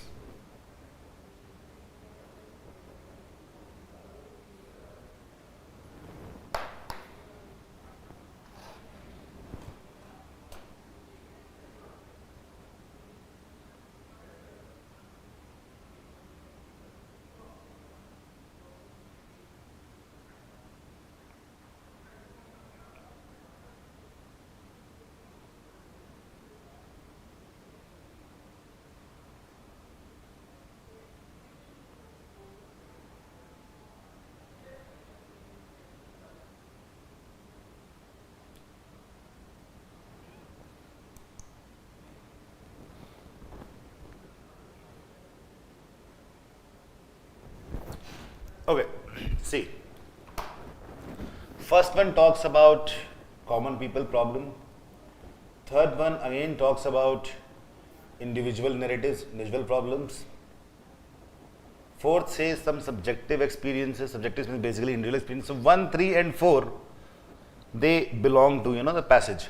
Looking at fifth, Czech transformation from state socialism to capitalism is often considered a success. और second one is talking about the economic indicators. सबसे पहली बात तो ये सारी चीज़ें होनी चाहिए किसी न किसी ट्रांसफॉर्मेशन के कारण. This transformation is check transformation. कैसे? From socialism to capitalism. इस बात को सक्सेसफुल मान लिया गया था, लेकिन सब्जेक्टिव एक्सपीरियंस कुछ और दिखा रहे हैं. सो फिफ्थ के बाद फोर्थ आएगा. Right right Subjective experiences tell a different story. Then comes 3. Individual narratives. Then comes 1. A specific individual narrative is 1. 2 talks about economic indicator which is not been mentioned in 1, 3 or 4. That is why the economic indicators wala statement, second statement will be the odd one out. Clear? Is that clear? The statement 2 is odd one out over here. 1, 3 and 4 about subjective and individual and personal experiences. Those experiences coming from this transformation, that is the fifth, has to be there. Second one talks about economic indicator, that can come afterwards, but probably this will come 2 or 3 statements later when they will be starting with the economic part. So the answer is second, this is odd one out. All right. This is the last question for today, and I hope you have learned new things, and we'll have more such sessions. Stay tuned. We'll meet again. By the way, how many batch 3 people are there? And do you guys want me to take the functional classes today at 7, or you want me to take it tomorrow on Sunday at some other fixed time? Because on Monday I want to start with the crash course.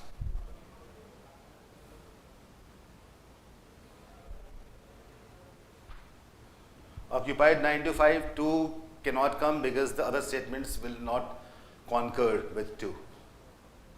That is the reason. Okay.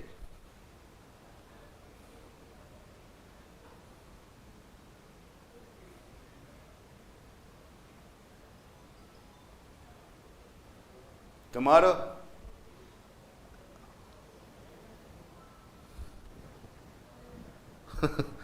people are okay.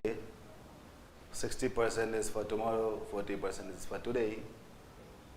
Tomorrow at what time? Evening?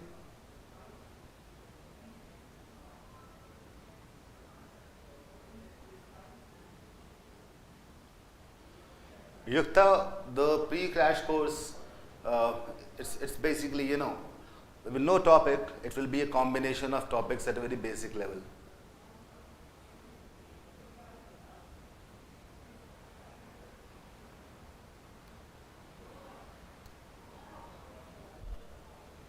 Same time, tomorrow. All right. Today. I'll just post a poll in the group and vote over there. Based on that, we'll be discussing. Okay. I think it's 5:15. We still have 1.5 hours. Okay then. Bye. Take care, everyone. We'll meet again.